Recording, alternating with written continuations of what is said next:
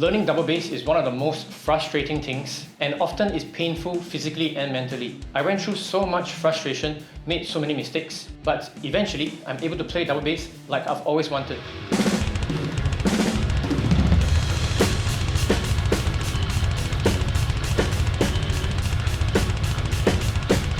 I'm also fortunate enough to help others achieve their double pedal goals. In today's guide, I'm going to teach you how to go from a beginner to a double bass pro. I'll break down my pedal technique, what and how to practice, and give you all my best tips for double bass drumming. The pedal technique I use is a basic heel up single stroke. This is a very good technique because you can hit speeds above 200 BPM, and the fastest users like Paradis can take this to 300 beats per minute. At slower tempos, this heel up technique is also known as the full leg technique, and at faster tempos, it's called the ankle technique. It's most important to focus on making the most efficient heel up leg strokes no matter the tempo. Here's how to perform a good heel up stroke. You raise your entire leg and drop it on the pedal.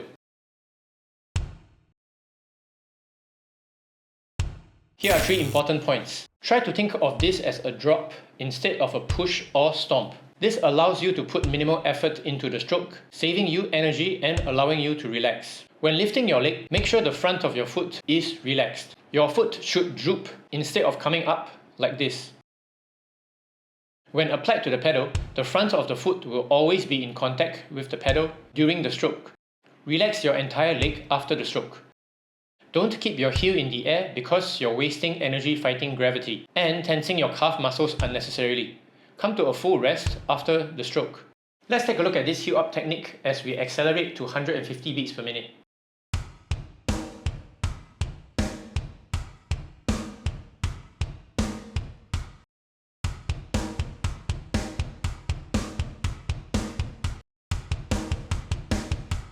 All the points I mentioned before stay the same all the way to 150 BPM.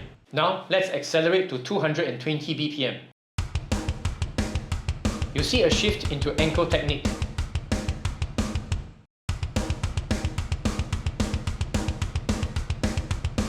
Notice that the heel is floating in the air now. The motion is too fast and it will take more energy to bring the heel down to the pedal repeatedly. Every other point still stays the same. Well, why don't we just play heel down then? Let me explain. This has everything to do with muscle usage. When we do heel down ankle strokes, the main muscle used is your shin, which is responsible for lifting your foot up.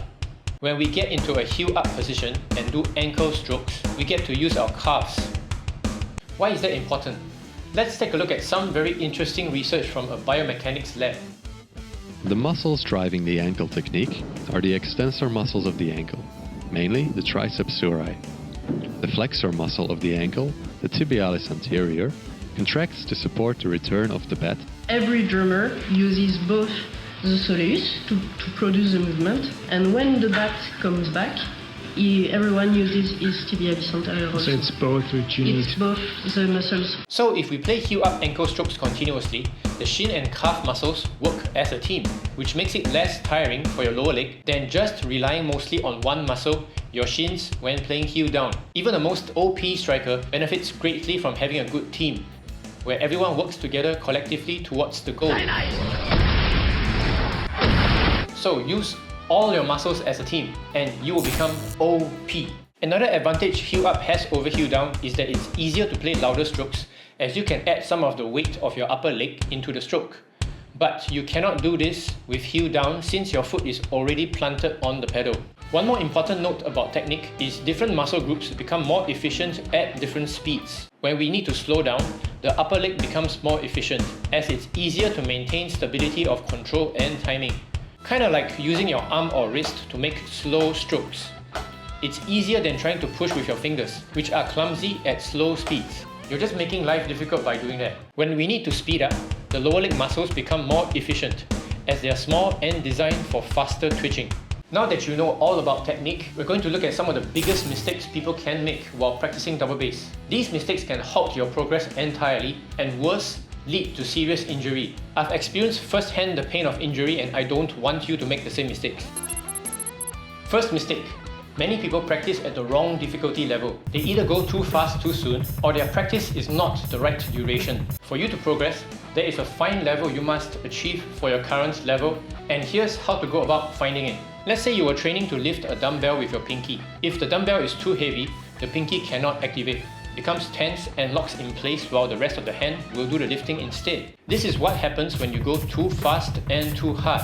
The weaker muscles such as the shin or the calves tense up and cannot activate properly, and you end up always training your bigger muscles to move, such as your thighs and hips. This is how a lot of people get stuck. They train at a tempo that's too fast and refuse to bring it down. And the more you practice like that, the worse your technique becomes. Here's a simple solution. Take one of my double bass routines, try the whole thing out, not skipping a single exercise, and at the end of the workout, measure your fatigue. Give it a score from 1 to 10. 1 is We do this all day. and 10 is your legs get jelly. The sweet spot you want to get to is 6 out of 10 fatigue, and you can wake up tomorrow and do it all over again. The second thing you should score is relaxation. From 1 to 10, 1 is zero control and 10 is a sleep kind of relaxation. 6 out of 10 is also the sweet spot to aim for. Keep a good comfortable posture, but some sweat and tension is totally fine. We're doing a workout after all, not playing games. The point of finding this sweet spot, 6 out of 10, is so that you can prioritize technique, timing, and control. If you get too tired and too tense, your muscles might get a better workout, but your technique, timing, and control is going to suffer. Yet, you must push yourself enough, otherwise your body won't adapt to faster speeds. The next step is to gradually increase your tempo for future sessions, always aiming to achieve that sweet spot. If it's too much, stop increasing the tempo. If it's too easy, increase more. Here's where a lot of people make another crucial mistake. They increase too fast too soon. Why? Because social media perpetuates this. Thumbnails that try to sell you 200 BPM in 30 days, or a simple hack to achieve lightning speeds. I implore you not to buy into this kind of bait. Anyone promising you quick gains is just trying to get your like, your click, and perhaps even your money. They might not really care first about helping you, so be patient. The fatigue and relaxation score also applies to how many times you can practice this every single week. Everyone leads very different lives and are at different levels of physique. Take for example one of my students. His body is at peak fitness and can take a lot more punishment. Therefore, he can train twice a day. Chris Turner is another guy that comes to mind. He's built like a Spartan, so of course his crazy intensity works for him. But I cannot. Just look at how skinny I am. And I had to find out the hard way. 6 years ago, I kept pushing myself, and this is what happened to me. The good news is, as long as you start training correctly with the steps I outlined, you will gradually strengthen your legs, and your body will become better at playing and better at training. This is where you need to start increasing your training duration. For example, 2 minutes of endurance and interval training up from 1 minute. Gradually stretch that to 5 minutes, then 10 minutes. Your body is going to continually adapt to get faster, and your technique will improve. You can then train longer and go even faster. Now that you know how to practice, let's talk about what to practice. Your practice must include 5 types of exercises: warm-up, muscle training, coordination, speed intervals, and endurance. The first important exercise is warm-up. It is necessary to prep your muscles for training. If you go at your max limit straight away, the muscles will start out more tense and you cannot work them as effectively. Use a tempo that is easy and relaxing for you. How long should you warm up? Brendan Green of Drum Mechanics Online was kind enough to show me that your muscles warm up quickly. Got my left hand. If I squeeze with a hand dynamometer, I squeeze as hard as I can. 1, 2, and rest. My left hand right now, it's pretty early in the morning, 65.6. While we're talking, the potentiation effect is happening. It is getting my skeletal muscle more prepared, calcium sensitivity, H reflex, nervous system excitation, all that stuff's happening. So if warm-up is preparative for skeletal muscle, if I go back and do the same thing, in the time we've talked, it's gone up to 78.8. From the moment you first do an exertion to the next moment you repeat that same exertion, your muscles are primed and ready to train. Therefore, there is no need to spend so long warming up. However, I still like my 1 minute warm-ups just to help me get into a relaxed zone, and I can concentrate on my posture as well as my breathing before I then launch into the serious workout. The second important exercise type is muscle training.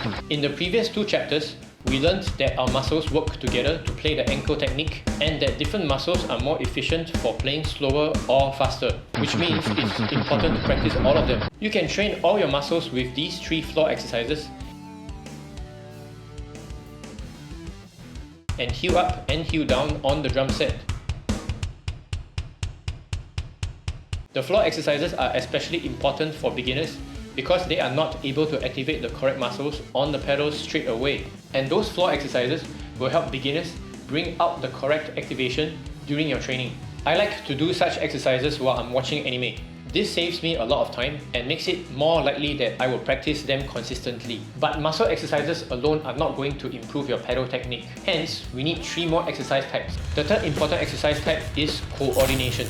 For example, using all your limbs together in grooves. Another mistake that people make is they focus too much on developing one foot, which might make your individual foot stronger, but it will not solve the problem of playing them both together. This results in flamming your strokes and poor control. Or they focus too much on using only the pedals while their hands do nothing.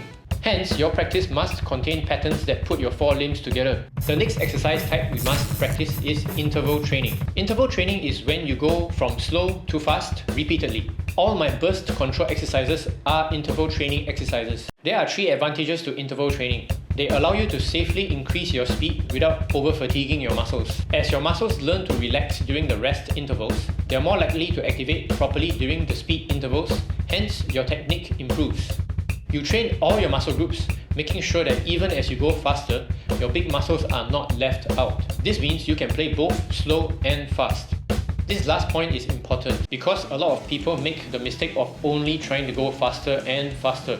What ends up happening is they suddenly lose the ability to play at the mid or slower tempos. So interval training will not only help you go faster, it also widens your tempo range. Finally, we get to the final important exercise, endurance training. Building fantastic technique takes a long time, despite what some YouTubers might have you think. Every fantastic drummer I know has put in millions of proper strokes to play the way they play today. Therefore, we got to make ourselves practice our technique non-stop for long periods of time. It's the toughest of exercises because you will get tired. You're looking at that timer and seeing it move so slowly. You will feel your muscles suffering more and more, and your technique gradually begin to fall apart. But if you keep at it, your nervous system improves, your body gets stronger, and after a few months, you can play faster songs in a row without getting tired, and your technique becomes ultra smooth. I hope you now have a good understanding of double bass drumming and what it takes to become a pro. I also have videos on double bass routines and how to set up your pedal properly, so check those out. In the meantime, don't stop dreaming and don't stop drumming.